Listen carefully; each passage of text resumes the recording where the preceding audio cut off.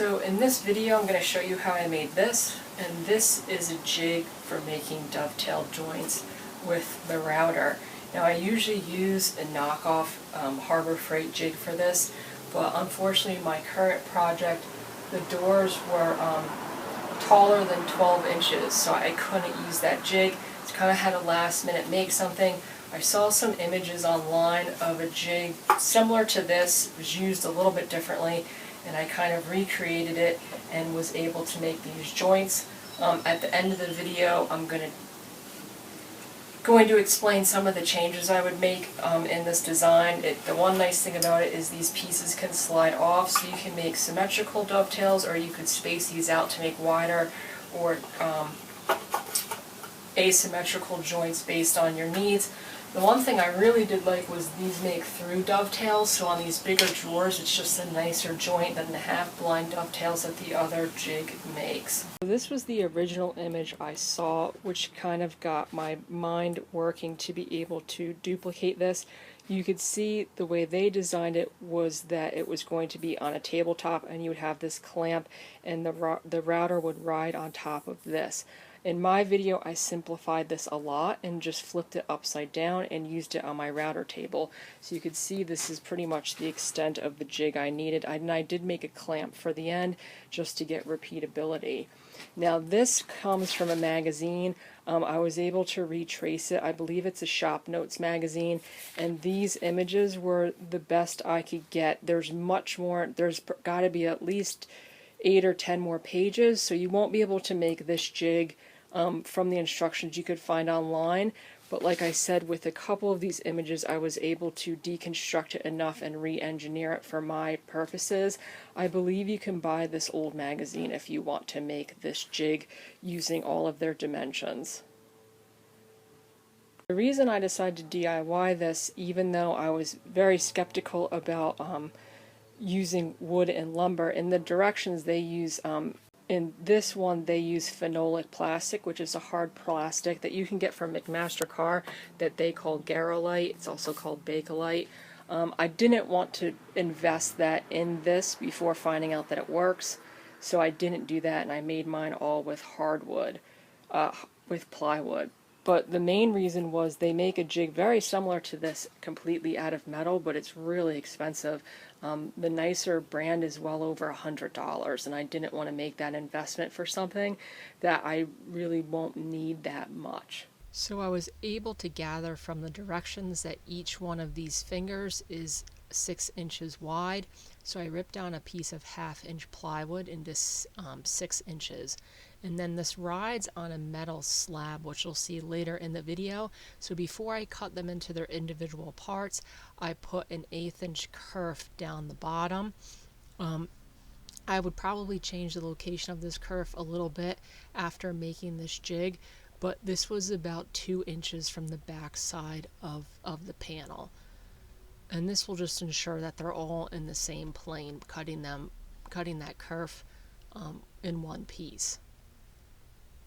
So it goes about halfway through the piece, and then I ripped these into 1.5 inch strips. Like I said, some of these measurements I was able to get from the directions, but they also mentioned the directions you can make these as thick as you want, because the thicker you make them, you can change the style of dovetail. You could also move them on the panel. So then I put a sacrificial fence, I connected it to my miter gauge, and that is how I'm going to cut the grooves and the angles on the fingers. These are actually really easy to make. I would suggest making them all at once so they're all uniform. So I used a bushing in order to cut these. So the bushing I had was a 3/8 inch bushing, so that is the groove I'm cutting in these. It's 3/8 of an inch, and it goes up about 1.5 inches. So I centered it pretty well, but in order to get it perfect, I sent it through and then flipped each one so that that mark is centered perfectly in these slats. As you can see, I have a stop there so that they're each getting cut at the same distance from the edge. I'm making sure to clamp them to that sacrificial fence so I don't have to worry about them flying off on me. So then I changed my blade to 14 degrees, and I measured 5/8 of an inch off of each edge. And once again, that was straight from the directions on how to cut this angle. And I didn't have to move the stop for this. It worked out that the stop was still in the right spot. So I raised that blade, like I said, this is 14 degrees. And then I just raised it enough. You could see the first cut, it leaves a little bit of a lip. So I end up raising the blade so that it goes flush through the sides of those fingers. And then once again, flipping it to do both sides. With the stop, everything will be uniform. Now this is a nicer grade plywood. I wouldn't try making this out of cheaper plywood. And I could go through. I had to make these, my drawer box was 13 inches, so I made enough of these to be able to go past 13. So then for the center portion, I didn't really have anything laying around, and I was already behind schedule having to make this jig, so I just used a nicer piece of a 2x6. I ripped it down to 1 inch. These were where I kind of lost the measurements and the directions. I would change the thickness of this if I was doing it again. And then I cut a little rabbet on the edge. It's 1/8 of an inch. You could see that piece of metal I have fits in there. I had this metal on me. It's 1/8 of an inch thick, and then I just went down far enough and epoxied it into place. I epoxied it because epoxy works fairly well on metal. It sticks up enough to connect with that kerf on the fingers. Now unfortunately I should have cut the groove into this before I epoxied that metal on, so I'm just putting a spacer on there for now so I could send it through my table saw with it without it flopping over if the only contact point was the metal. So I'm putting about a 1/2 inch groove in this. I went deeper and thicker than I really had to, but I hadn't fully designed how I was putting the top pieces on, so I went with a 1/2 inch groove down the middle, and that's just so the bolts can be recessed below that opening. So this is how those fingers are going to set. Now in the directions, the measurements they gave for where to drill those holes didn't line up with what I had, so after I had these in place, and I'm happy I waited to drill these holes. You could see where my original mark was for the drilled holes and where I ended up moving it so that those screws would go below and into the dado. So I'm just countersinking a 3/8 inch hole about halfway through these with a Forstner bit, and then I'm going through with a 7/32 drill bit and drilling all the way through. And that's just so that the bolt is recessed in there so the fence of your router won't hit it.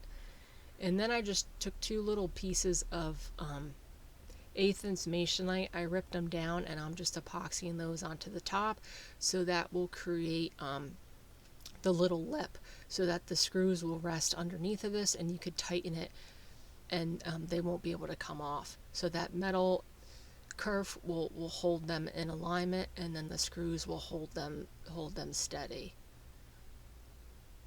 So then originally I was thinking of doing this the way they did it, but I decided to change the plan. But in order to do a test piece, I added a base to this, and I cut the test piece on my table.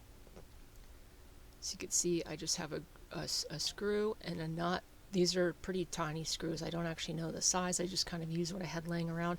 I ended up putting a lock washer on the bottom as well, and then you could see when you tighten them, they hold steady in place. So this was the test piece, and I was pretty happy with it. It took a little while of messing around with the jig and playing around with how it works in order to get there.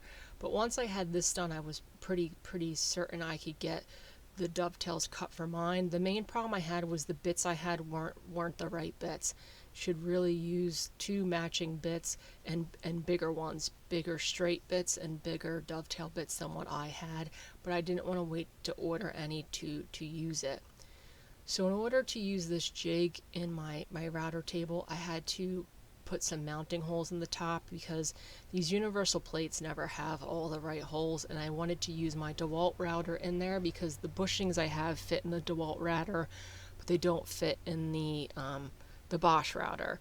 So I added 3 little holes, countersunk them so the screws were below, and then I could mount my DeWalt router in my router table, and that bushing just clears enough to catch on the plywood I'm going to have. So like I said, this is a 3-inch bushing. So in order to get these all aligned every time, I just sandwiched 2 pieces of plywood on the end and put some screws in it, then clamped it in place so it couldn't move, and that will be my stop for both sides. So I'm always putting the pieces aligned on there perfectly. Now you can see I'm putting a waste piece behind this plywood so that you eliminate tear out and don't cut into your jig. And all I did was clamp them in place. So like I said, my bits aren't big enough, so I had to make this in 2 passes on both sides, which means my dovetail, you'll see, has a little lip to it, which I'll have to chisel out later. I think this jig would work really well if you had bigger bits. The commercial grade ones of these actually sell a set of bits with them. So you can see that's the first pass with the dovetail. You could see I moved my fence and added a little shim stock in there, so it was a depth stop. And that's what it looks like going through. So that before I was kind of guessing how deep I was going with that white piece of wood there. It's the stop I have, and it's kicked off my fence so that the clamps don't hit the fence. And that was how I cut them all. So you're just riding along that bushing and cutting all of these, and you could see the little piece of material that's left once you raise the blade, because like I said, I had to go in 2 passes, and that was really easy to chisel out. So then the other bit I only had this straight bearing bit. A much thicker bit would have been better. In order to do this, you have to have the plywood all the way to the front of the jig, so you could see I had to put a fairly substantial shim in there. It's like an 1.5 inch piece of wood and then another 3/4 inch backer piece to avoid tear out on there, in order to get the front of my jig aligned with the front of those fingers. But once I had that, it was the same sort of thing I'm going through. I had to go through in 2 passes, and this is just an undersized bit for what I'm doing. And the bearing kind of ate into the wood just a little bit, which made my pins a hair too small. It wasn't enough to ruin the piece, but I think if I had the right bit, it would have been almost a perfect fit. So once I had those cut, I could go through and raise the blade, and I'm doing two drawer boxes, so 4 sides and 2 fronts. And you could see, because I'm raising the bit, there's a little flange where there wasn't enough clearance, and I'll have to chisel that off as well. So this is just chiseling it off. You can see it's just removing a little bit of material. It was pretty quick work with a chisel and cleaning those joints up. They turned out pretty clean. There was some tear out, but I was using some older bits as well, and then cleaning up those dovetails. It's just a little flange I had to go through and chisel off. And then the first fit, I was pleasantly surprised. Aside from removing those excess pieces, these fit together really well. And you could see that there's some minor gaps in them, but in general I was pretty surprised with how well they fit. Then I'll clean this up, and they sunk down a little bit more. This was just a test fit, and that's what they look like dry fit together in the box.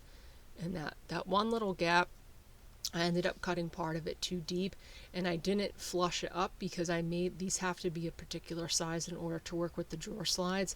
So I just went back through and added some putty in there, and that is what the finished joint looks like when it's all glued up. So I was pretty happy with them.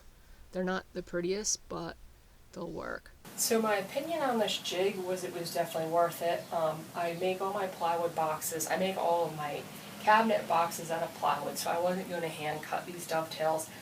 That would have been just an entire pain. So this got the job done. The one problem I ran into, which was mostly because, and I'll talk about this throughout most of the video, I didn't have the right bits.